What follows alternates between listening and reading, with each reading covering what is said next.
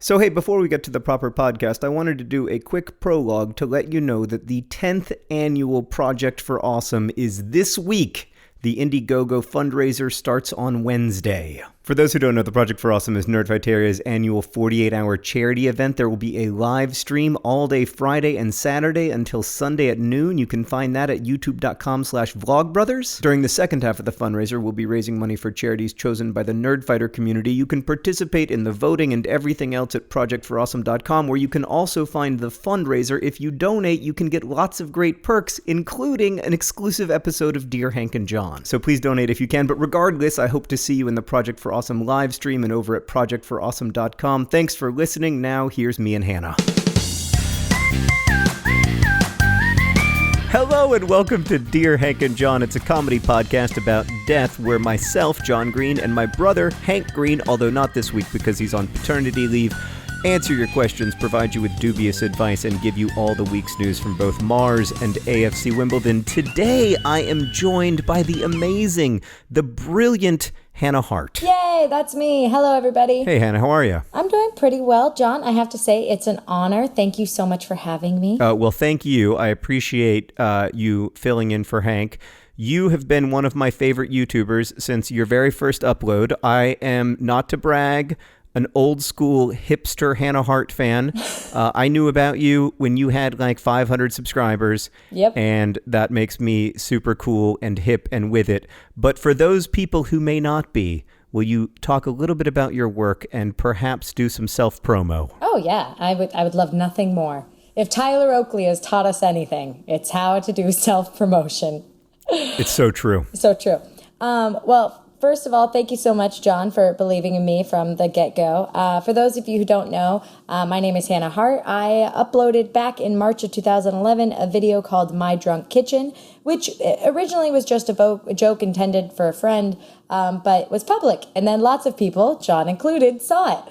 From there, I learned all about the internet community at a wonderful little convention called VidCon. It was the second annual VidCon. That was really great. That's where I learned how to internet. And now, 5 years later, I have a channel that does more than just My Drunk Kitchen, though My Drunk Kitchen is still a weekly occurrence, weekly to the best of my ability, at youtube.com/Harto. I've also done a couple movies and written a couple books, most recently, Buffering, Unshared Tales of a Life Fully Loaded, which is my book all about, well, you know, it's a comedy book all about death, mental health, and self-help. For those of you who haven't read Buffering, it is a really wonderful memoir. It is gut-wrenching and, oh my God, it's just a great story, brilliantly told. So it's one of my favorite books of the year, and I think everybody should pick it up. I'm going to be talking about it in my holiday book roundup. Oh, man, that is so rad.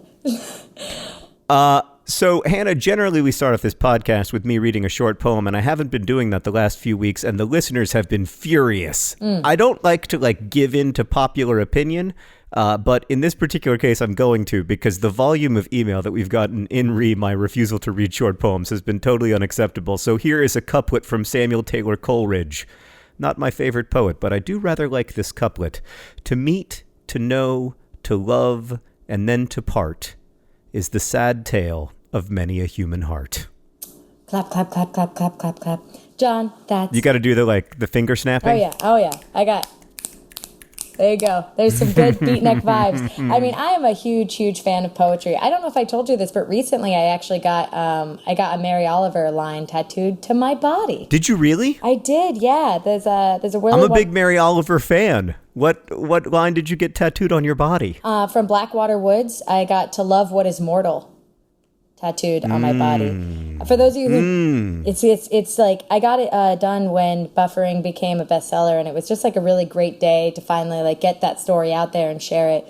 And for those of you who aren't familiar with that poem, it's a great poem. It's longer than the last stanza, but the last stanza says, to live in this world, you must do 3 things. To love what is mortal, to hold it against your very bones as if your life depends on it, and when the time comes to let it go, to let it go. And so, a big fan of impermanence and the constant reminder of it, so I put to love what is mortal on my ribs to tell myself, you know what, Hannah? go ahead, get attached. Love this life. It's a great one. Oh, man, you're going to make me cry even before we start providing dubious advice to our listeners. Oh, John, I'm hugging you. I'm hugging you. There's a semicolon on it, too, because I was thinking... I miss hanging out with you in real life. One of the very few things that makes me want to move to Los Angeles is the thought of being able to hang out with you more. Oh, thank you. I feel the same way. Oops, I already live here. Indianapolis is way better. You're fine. All right, we're going to answer a question.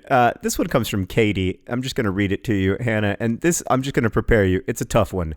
She writes, Dear John and Hank, I am a college student, and I currently live in a house with 3 other girls. Here's my problem. 2 of my housemates are identical twins, and I have no idea which one is which. They look the same, sound the same, they have the same glasses.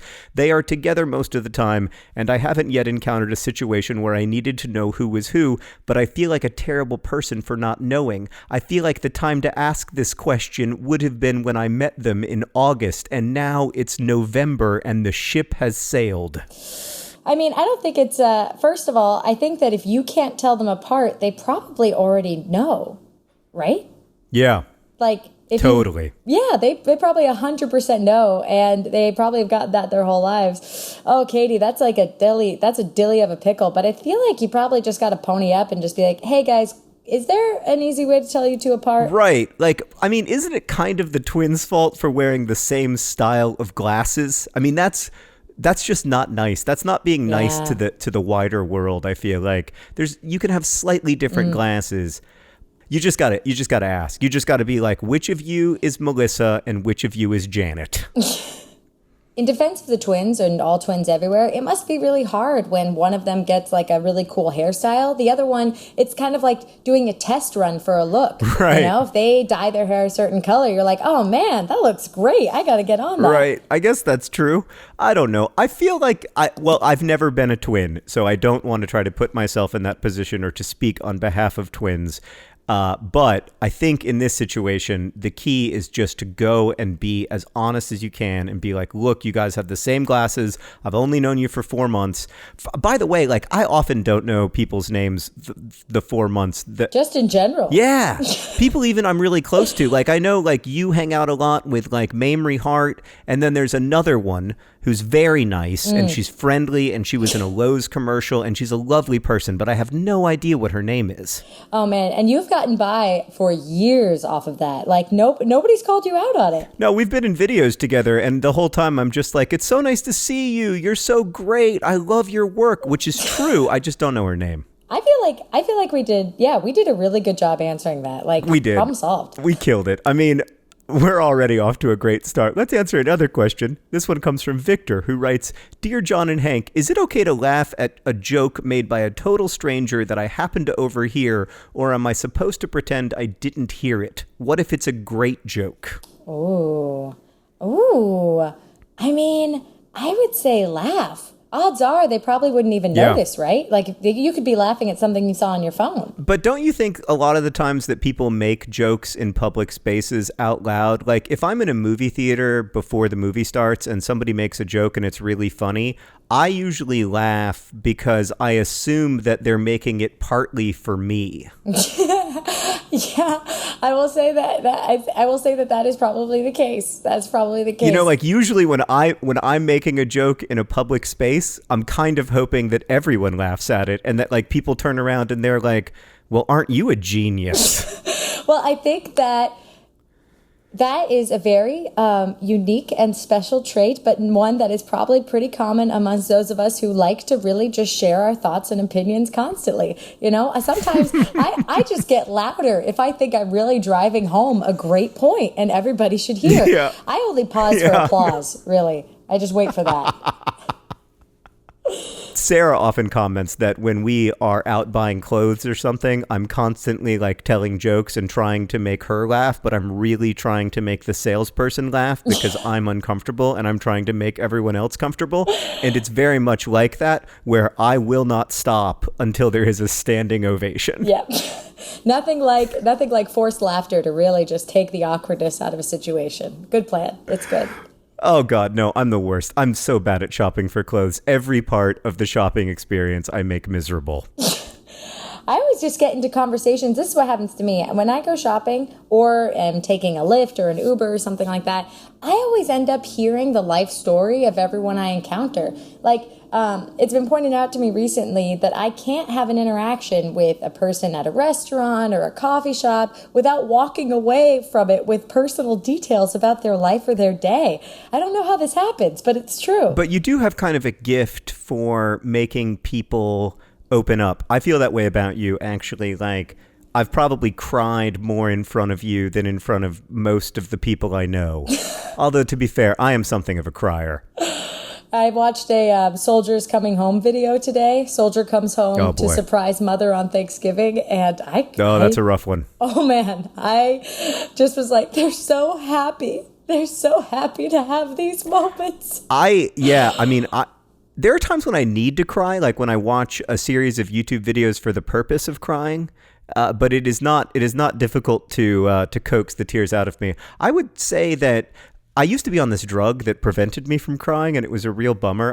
I genuinely disliked it, like it was part of treatment for my OCD. And now I'm on a drug that doesn't prevent me from crying, and it's a huge improvement in the quality of my life, I think, because there are times when I really, like, I need to cry, and I want to be able to cry. I want to be able to feel the whole range of human emotion. These days, I honestly, obviously I don't want to cry when I'm just, like, overwhelmed with sadness, but there are times when it can feel really cathartic. Yeah, absolutely. I mean, and physically it is, because I think that you release certain hormones through your tears. I mean, it's like there's benefits to crying. So Victor, maybe instead of laughing at someone's joke, just sob. Yeah, how did we get to this part of the answer? I'm so bad at podcasting. I don't want to throw you under the bus. You're great, but I'm terrible. Okay. Do you want to ask a question? Yeah, I'd love to. All right, go for it. Oh, actually, I kind of want to ask this one. Let me know if this is I'm just curious. Nikki writes and asks, "Dear Hank and John," this time Hannah and John, "where's the line between the Far East and Middle East? Who decided where that line is? And why does no one ever say the Near East?" Well, Nikki, these are all made-up ideas. There's no line? Well, one of the weird things about the way that we imagine the world, right, is even continents are kind of made up. Like Afro-Eurasia is really kind of a continent. Definitely Eurasia is a continent, but we still make this distinction between Asia and Europe. And then what I think of as East Asia doesn't have much in common geographically with, for instance, Saudi Arabia. It all just points to the fact that at its core, all of these ideas around geography go back to old colonial days. Like even the idea of the West and the East, right. Like west of what, east of what, Right. So I think it's good to be calling into question what these things mean and to think about these terms and their implications, because a lot of times they're basically used as ways to describe what is other or what is distant from quote unquote us. Right, exactly. It's kind of like remnants of a past self-absorption. Yeah. Does that totally work? Yeah. I mean, I hope a past self-absorption, but I worry a little bit. Well, I worry a lot that self-absorption isn't totally past. Like there's still a lot of Eurocentrism. Can I ask another one? Yeah. Meg asks, "Dear Hank and John, I'm currently dating a really wonderful girl and have been for a while. We're both seniors in different high schools, but only live about 20 minutes away from each other. She's planning on moving to a different continent after graduation next fall, and I'm planning on going to university somewhere in Canada. She said she doesn't think she can do long distance, but also doesn't want to break up right now. How do I deal with being in a relationship that feels like it has an expiry date?" That's a great question, but I just want to pause real quick to note that continents are, at least to an extent, a made-up idea. So there you go. I would also like to say love knows no bounds. So that's a bit of good news for you, Meg. I actually have experience in a relationship like this. Have you ever been in a relationship like this, Hannah? My first girlfriend was exactly this relationship. Yeah. So what happened? Walk me through it, and then I'll tell you how it went down for me. Oh, man. So we started dating. It was my first girlfriend ever. I was, totally in the closet. It was my sophomore year of college, and we started dating around January or February, something like that. And I was already scheduled to go to Japan for my semester abroad in August. So we blissfully were dating, but little did I know that she thought of me leaving for Japan as kind of when we would just stop, whereas I thought we were in a relationship. And so every time we talked about keeping in touch long distance, these terms were really not well defined. And so I actually just ended up having like my beating heart ripped from my chest. It was horrible because I didn't view it as something with an expiry date. I just was like, yeah, that was bad. Man. I mean, I know what I would say to this kid, but I want to hear what your experience with this was like. So when I was in my mid-20s, I'd been dating a woman for a couple of years, and she decided that she was going to move to Italy, where she was originally from. So she was going to move back to Italy. And it was immediately clear that, like, since it was a semi-permanent move, that was going to be when we were going to break up. And it was definitely weird. I mean, we communicated well about it, and we knew we had similar expectations going into it, but it got weird as we got closer to the date, for sure, because we were just like, so I guess we're still doing this, but at the same time, we're aware that we're not going to be doing it forever. On the other hand, I mean, I'll just requote to you that Mary Oliver line, to love what is mortal, you have to let it go, let it go. And it was difficult. But I also really valued those last few months of the relationship, not least because, as it happens, she introduced me to Sarah. Oh, yay! That's so nice. No way. Yeah, right at the end of our relationship. So Sarah was a boxer, and so was this young woman, and they were sparring partners. Like a physical boxer? Yeah, like an actual boxer, like Golden Glove stuff. How does Sarah get cooler and cooler every time? I know. Jesus. I know. I'm super lucky. So she was a boxer, and they were sparring partners. And one day, my girlfriend at the time was talking about how she'd just gone to this wedding in Alabama. And Sarah was like, I'm from Alabama. Where's your boyfriend from? And it came out that Sarah and I had actually gone to the same high school. And so we met up. I mean, we didn't start dating for like a year after this Italian a breakup thing, but yeah. So sometimes you never know, Meg. You never know. Life is weird. But you do know. I will say this. You're in high school, so no. I'm going to go ahead and say the majority of high school relationships don't last. Spoiler alert. Well, no relationships last. They all end in death. If they don't end before that. Death. Very true, guys. Nope, they all end in death. That's true. Born alone, die alone. Let's not forget for even a second, actually. But I guess what I'm going to say is that as you grow and mature in your relationships, Meg, you should notice that the majority of this paragraph is written about what she wants and what her plans are. You should figure out what it is that you want and whether or not you can handle the emotional weight of falling deeper and deeper in love with someone who's going to be leaving. So you have to ask yourself, what do you want? Do you want to bear the emotional weight of being in love with someone that's going to end up leaving or not? But, at the end of the day, it might also be a good test run. You never know. Work out those communication kinks you're going to have to work out in every relationship. Yeah. Also, it's life is very long, and who knows? You go to university on different continents, insofar as continents are a thing, and then you're 25 or you're 30 or you're 70 and you meet in the old folks' home and you fall back in love. Life is weird, and I do think that there's an element of you have to plan for your future. You have to make commitments to people. You have to honor those commitments. But there's also an element in it of now being really the only guaranteed time you have. And so it's really, I think ultimately the question comes down to balancing that. And as you pointed out, understanding your needs and your wants and what's important to you, as well as what's important to the person you love. Yeah, really meditative. You guys, since you already know that there might not be a future, you have no choice but to really just stay in the present. Hannah, we have another question, and this one comes from Hannah. I don't know if it's you, but it's someone named Hannah. Dear John and Hank, I am a fan of many different online creators. I love their work and would like to support it. The problem is that I am a broke college student. This person doesn't sound like necessarily you, but who knows for sure? I'm a very broke college student. I feel guilty about consuming content from these creators and not being able to support them, but spending money on supporting these creators would mean less money for me to feed myself and other things important to my life. How can I deal with this guilt until I reach a point in my life where I am financially capable of supporting their work while still being able to support myself? Wow. Hannah, oh my God.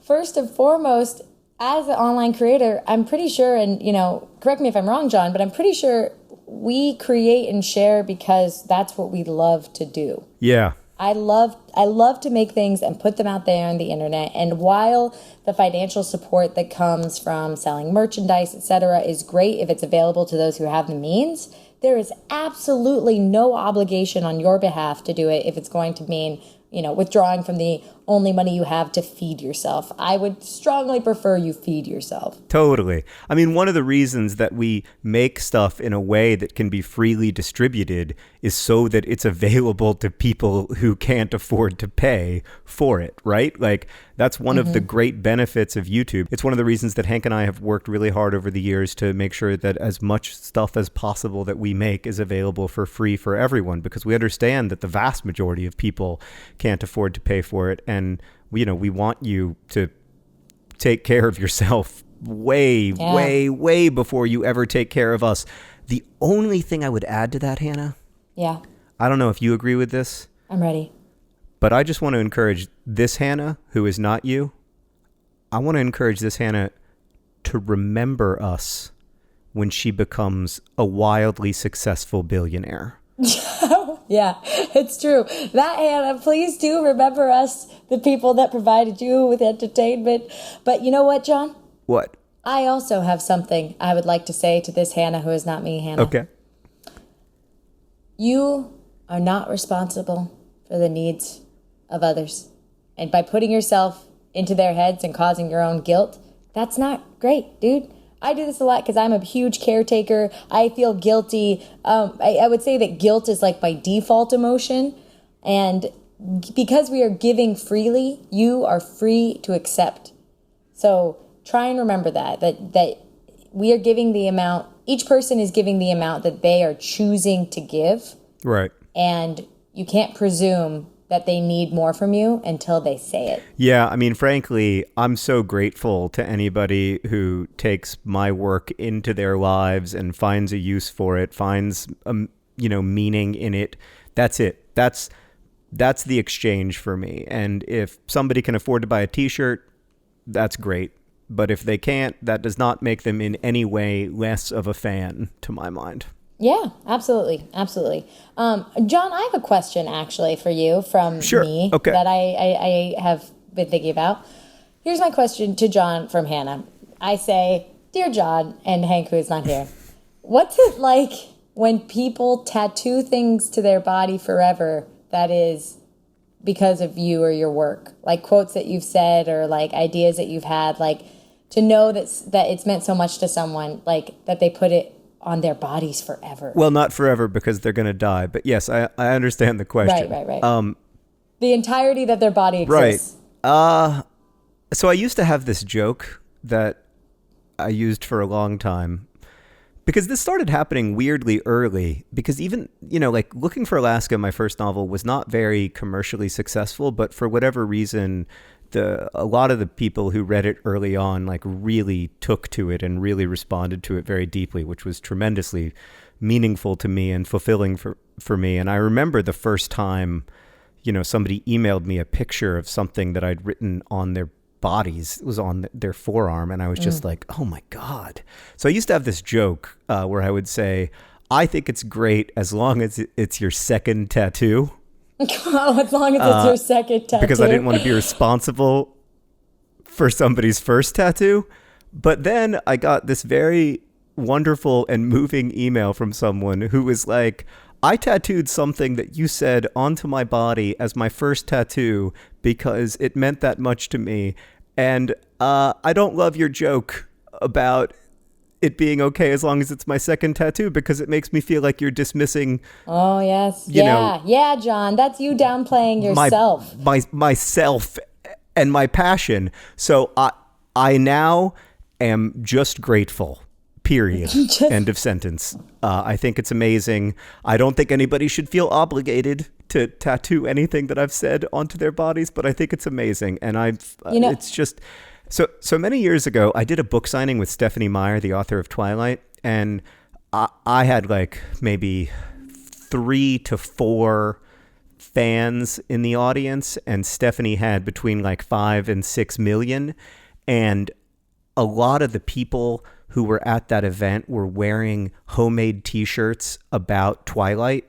And I just remember thinking, that is the coolest thing I have ever seen. Yes. And it sucks that I will never be that kind of author that people respond to like so deeply and so passionately. Inspires them to create something on their own. Yeah, right. And then the first time I saw somebody wearing a t-shirt inspired by one of my books that they'd made themselves, I just remember thinking like, oh my God, it's happening. And it's just, that's one of the best feelings I've ever had in my professional life. No, it's true. And we, people, even if it doesn't show up in the form of tattoos, like we as humans impact each other every time we interact. Totally. Yeah. And so, but yeah, I was just curious about that. I also kind of want to ask this Nightmare Before Christmas one. Sure, ask it. Alyssa writes, Dear Hank and John, is The Nightmare Before Christmas a Halloween movie or a Christmas movie? Asking for a friend. This is a tough one. I've been thinking about it since I chose it. Well, what is it?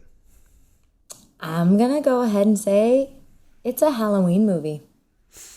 Yeah, I mean, it kind of is, right? Like, it's all about like, first of all, the song's like, here comes Halloween. Like that's like the like big song from it. Second of all, it ends with Jack like accepting, well, maybe it's a journey of self-acceptance, but it ends with him like praising the Halloween and the purpose of that holiday, and even though it takes place like over Christmas time, I would say that it's a Halloween movie to show that Halloween's got its benefits. Well, here's the reason why I'm going to say it's a Halloween movie. And I think you're right, and I think that is a far better point than the one that I'm about to make. But I'm going to say it's a Halloween movie because it was released to theaters on October 29th, 1993. Oh my God. How can you, I can't type right now because I'm so worried about it ruining my VO. Like, I'm typing the whole time. You don't think I had to look up that Mary Oliver quote? You think I got that stuff memorized? No, it's not written on my ribs. Oh my God. Well, there's actually a second part to the, man, I don't want to derail the podcast too much into John and Hannah catch up, but that's fine. I'm going to get, after To Love What Is Mortal, I'm like combining this other favorite Mary Oliver poem, or one of my many favorites, which is Someone I Once Loved Gave Me a Box Full of Darkness. It took me years to realize that this too was a gift. And so I have always spent my whole life like learning to love my box full of darkness and realizing that it was a gift. So I'm going to get to love. But what has been hard for me is happiness and attachment and relief and accepting that you love things, even though you know you will lose them eventually. So so I have To Love What Is Mortal and then after it, I'm going to add, this too is a gift. That's great. Yeah. That's great. I mean, I never have tattoo ideas of that quality. Like the only tattoo ideas I have are like, I should get the AFC Wimbledon crest tattooed on my back. And like, that's not a good idea deep down. Can I read you my favorite Mary Oliver poem since we're in Mary Oliver fangirl mode? Yeah. All right. It's from, I think the book's called 1,000 Mornings. I go down to the shore in the morning, and depending on the hour, the waves are rolling in or moving out. And I say, oh, I am miserable. What should I do? And the sea says in its lovely voice, excuse me, I have work to do. Yeah. She's so good. She's so good. She's so good. She's so good. It just like, I live in a city. I live in Los Angeles. I don't have as much exposure to nature as I like, but I really love her way of writing and connecting with nature that it's not personifying it fully, but in the way that she personifies it, she adds the depth of human feeling to it. You know, it's like even with the waves, with this moment, what should I do? The waves are just breathing. It's like the earth's form of like a breath in and a breath out, you know? Right. Yeah, and you can feel that in the rhythm or the meter or whatever of her poetry as well, like in the rhythm of the lines. She is just an astonishingly good poet. Everybody should just read Mary Oliver books and Hannah Hart's book Buffering. Yeah, I can't help it. I just love Mary Oliver so much. We should start a podcast called Poetry Porn. Hannah and John talk about poems, the podcast. And it should really just be Mary Oliver. Like, we should just start a Mary Oliver fan podcast. Because I bet there isn't one. You know, there are so many podcasts out there. But is there a Mary Oliver fan podcast? Hold on, I'll Google it right now.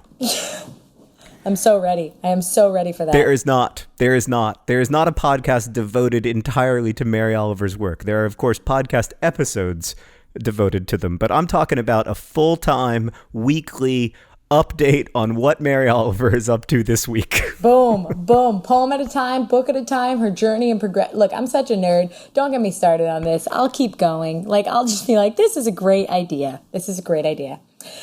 Should we answer more questions, though? Yeah, let's ask a couple more questions. All right, Hannah, this question comes from Anonymous, who writes, Dear John and Hank, since I've turned 18, I've been getting more politically engaged. My dad is very smart, and he's helping me to understand things, but recently, he and I disagreed over something. There have been a few instances in the last couple of years of bakeries refusing to serve people of different ethnicities or sexual orientations from their own. While I think this is disgusting, I disagree with my dad's opinion that it should be illegal and that legislation should be put in place to stop business owners from picking and choosing who they sell to. I know that probably sounds horrible, but on an objective level, I feel like it shouldn't be the role of the government to tell a private business owner who they should or shouldn't serve. Is my dad right, or am I right? Anonymous. Your dad is right. I think your dad is right because it actually is the job of the government to tell private business owners who they should and should not serve, because if you don't do that, you end up in a situation where private business owners don't serve people who are already systemically disenfranchised. So we saw this in the South during Jim Crow. The problem wasn't just the legal public segregation. The segregation of private businesses was also part of the reason why African American people didn't have full equal rights under the law in the United States. And so legislation was required in order to basically integrate private enterprise, which is important, because if we don't do that, we end up in a country where people don't functionally have equal protection under the law. I mean, I think, I completely agree. I think it goes to a question of morality, which is something that I've been wondering about a lot lately, because if you believe it is wrong for someone to refuse to serve a couple that is homosexual or not white, then how can you support someone's freedom to do so? That's a question I've been wondering, because, in light of the recent election, I have been baffled by how many people don't feel responsible for their lack of action. I'm okay with people saying things that I deeply disagree with, or even things that I find repulsive or hateful or offensive. And I don't think that should be illegal. But that's very different from whether or not businesses have to provide services to all people. I just ultimately don't buy the argument that it's okay, because I think we've seen in American history over and over again that when private enterprise is allowed to discriminate, they do in ways that systemically disenfranchise people. Upvote. I completely agree with you, John. I think, I couldn't have put it better myself. All right, let's answer one more question before we get to the all-important news from Mars and AFC Wimbledon. Hannah, this is, I don't know how excited you are to find out the news from Mars and AFC Wimbledon, but it's been a big week for both. I'm pretty stoked. I'm ready. Just kidding. Nothing ever happens on Mars. And maybe it's just happening very slowly. That's Hank's position. You're doing a good job being Hank. Thank you. I tried. Victoria writes, Dear Hank and John, I just finished a book that I needed to read for school a few minutes ago, and I started to wonder, when you finish a book, should you just slam it shut and move on to the next book? Or do you sit and reflect over how the book made you feel?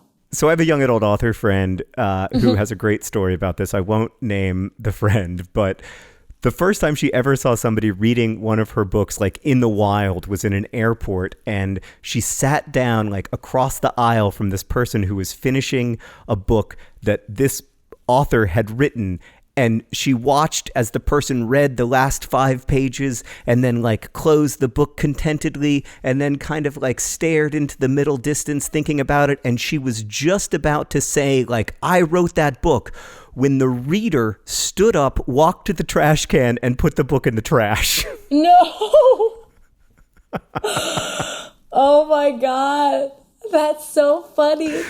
The trash. So don't do that. Who throws away a book? Don't do that, Victoria. Don't do that. Just in case the author is watching, never throw a book away in public. I mean, I just don't even understand how people, wow, that is, I can't think of anything worse. I thought this was going to be like, they close the book, they stare off into the distance and they shed a single tear. And that's when your friend knew like that writing was blah, blah, blah, or something beautiful, not this trash ending. No, went to the trash. Have you ever seen somebody reading one of your books in the wild? I have not, but I have seen, every time I go to an airport or a bookstore, I always get my book from wherever it is, rusting in the back, and I pick it up and I put it on the recommended, like, top sellers, like, front table, and I think that oh, yeah. I just put it up there in the front. I saw someone pick it up, flip through it, and put it down. That's the closest I've ever been. I've seen that a bunch of times with my books, where I'm like, and I want to be like, that's a good one, you should get that one, but I never do. Yeah, I know. Well, I've got I have to have my face on the cover of mine, so it's really hard for me to just kind of like slide into that DM and be like, hey. That's a great point. Great book. But no, to answer your question, Victoria, for me, when I finish a book, I do like to kind of shut it and like look forward and just kind of like bask in that feeling, that contentment of like, wow, that's good. Yeah. And it usually takes me, I don't know, it usually takes me a while. I can't just pick up the next book. If it was really a book that like I wanted to digest or meditate on a little bit, I don't often just move to the next book I'm reading. But if it's like a beach read, or it's like, you're at somebody's house and they've got these really like, there's some kind of random book that's not that impactful, you can pretty much read one of those and then just move on to the next one. But for me, I definitely like to like marinate in it. Yeah, I don't think you have an obligation to like have that period of reflection after you finish a book, but I do think it's kind of nice. Like I like that. In fact, like it's probably my favorite part of reading a book is that feeling of like reading the last 10 pages. And usually I'm crying because I'm just a crier. Even if it's like a comedy book, I've just enjoyed being in the world so much. I'm sad that I'm going to have to leave it. And then I like that feeling afterwards of just being in the wake of it, I remember when I read the E. Lockhart novel, We Were Liars. Like after I read that book, I finished at like 1:00 in the morning, and I was like, I'm not going to go to sleep for a couple hours because I'm going to try to hold on to this feeling for a little while. And I love that. I love that emotion, but I don't think that it's an obligation. And I do sometimes I finish a book and I'm just like, yeah, that was good. Done and done. Ba-dum-bum. Yep, done and done. I once linked the feeling of like existential woe, like that profound sadness, to when you finish a series that you've been enjoying for a really long time and it's over and the story is completely complete. Oh, this is an embarrassing anecdote. John, do you remember the Thornbirds? Very vaguely. Very vaguely. So basically, the Thornbirds is like this. It's a story about a family. I don't know if it was a book or a series or what, but they made it into like a mini series. And my best friend in like middle school and I marathoned it all one weekend. And you watch the entire story of this family's kind of like these generations in this life from childhood to death. And as soon as it ended, I burst into tears. And I was like, that's it. And my friend was like, what's wrong? And I was like, well, that's it. That's it for them for all eternity. Right. That's it forever. Right. Their story is over. Yeah, I've just witnessed not just one death, but like the death of this entire family. Right. It is a weird thing to have to say goodbye to characters that you've cared about, especially if you've cared about them for more than one book. There is kind of a grieving process for me. And I do think it's a little bit of an echo or a little bit of a shadow of death or of loss. And I think that's part of what I like about reading is that it feels like a somewhat safe place to go there emotionally. Yeah. Some people say our pets teach us how to love and lose, but for me, it is multi-volume young adult fantasy series. This is fun. On that note, we shall move on to the news from Mars and AFC Wimbledon. I'm going to start with the news from Mars, which is that Elon Musk, who really wants to go to Mars before 2028. Hannah, I don't know if you know this, but Hank and I have a deal that if humans do not get to Mars by 2028, I get to rename this podcast Dear John and Hank.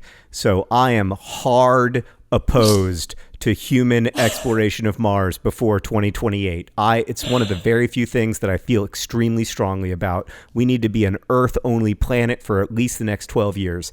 Anyway, Elon Musk, who has big plans to go to Mars, but no chance of actually accomplishing them, he wants to get humans to Mars around 2025. And he says that it would cost humans, the average person, just $200,000 for a round trip to Mars. I mean, which is expensive compared to like a trip to Paris, but is very inexpensive compared to, I don't know, what you would think that it would cost to go to Mars. So if you have $200,000 lying around and you want to almost certainly die, check out that opportunity. Yeah, Jesus. You know, like this...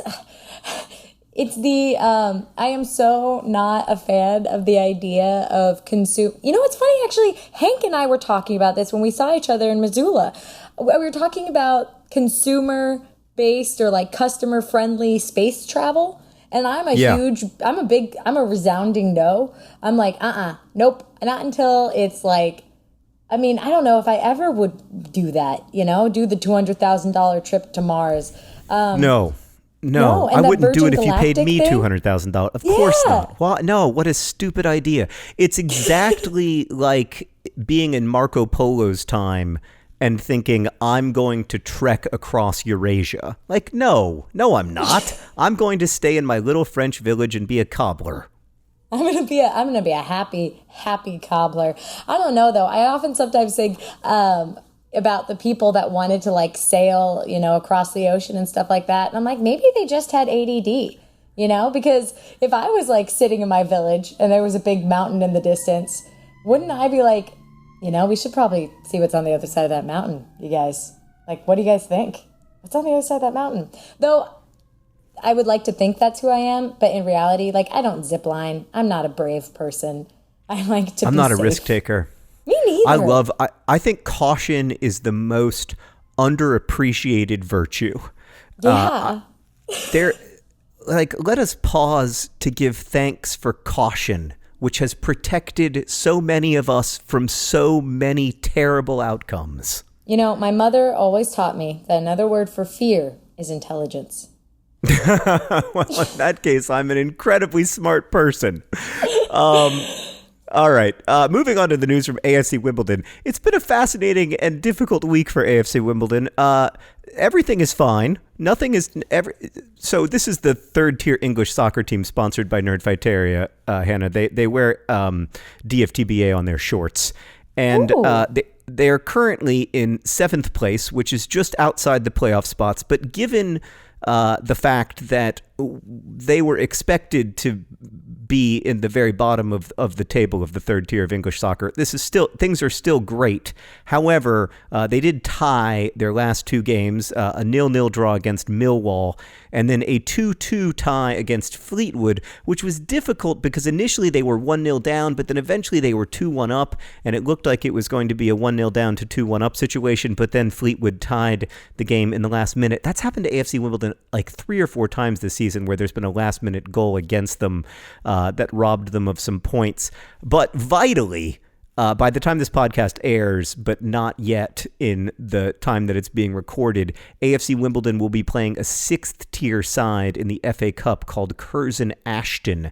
And should AFC Wimbledon win that game, they will then make it to the 3rd round of the FA Cup, which is when all the fancy, famous teams like Manchester United and Chelsea get involved. And that could be a huge opportunity. So we're going to root for them to win that game so that they can hopefully play like Manchester United at Old Trafford and get half the proceeds from selling 70,000 tickets or whatever. Wow. Yeah. Well, it's all, you got to be like financially savvy down there in the 3rd tier. You really do. Also, of the words you said and the half I understood, good luck. Go team. I hope you win your game against Curzon Ashton. Thank you. Thanks. I'm very excited. I'm very excited. Oh man, yeah.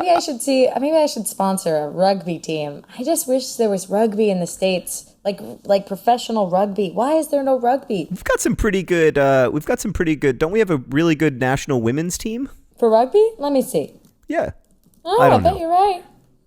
Just Google it. Yeah, I bet you could sponsor them, by the way. I bet the U.S. women's national rugby team is anxious for sponsorship. I'm going to look that up. Yeah. Well, we may have just given Hannah a new hobby. Yes. And I can tell you, from my perspective, sponsoring a somewhat obscure sports team is probably the single most fulfilling thing that's ever happened to me. I mean, other than my children and my lovely wife, of course. It's just it's brought incredible joy to my life. Yes, the U.S. Women Rugby Eagles.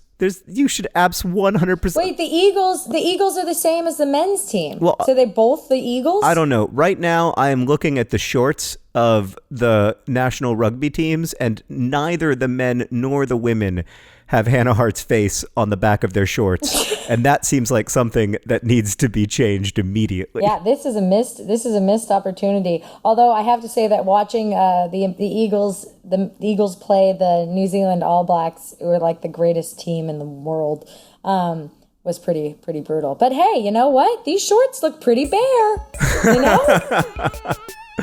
Hannah, thank you for podcasting with me. It has been a great joy. Absolutely. Thank you for having me. And thanks to everybody for listening. You can email us questions at hankandjohn@gmail.com. Our podcast is edited by Nicholas Jenkins. If you want to follow me on Twitter, you can do so at John Green. And Hannah? You can follow me across the entire internet at Harto, Harto. Oh, that's very good. That's some solid self-promo. Tyler Oakley himself couldn't have done it better. It really helps. Twitter, Insta, Snapchat, YouTube, they're all Harto. It makes it so clean. I have taken a different social media strategy, which is having a different name on each of those social media platforms and also never using them. That's still a strategy, John. It's still a strategy. Rosianna Halsrojas helps out with questions. Victoria Bongiorno runs our Patreon and social media accounts. By the way, patreon.com/DearHankandJohn while we're plugging things. Our theme music is by Gunnarolla. You should check him out on YouTube. He's brilliant. Thank you again for listening. And as we say in my hometown, don't forget to be awesome.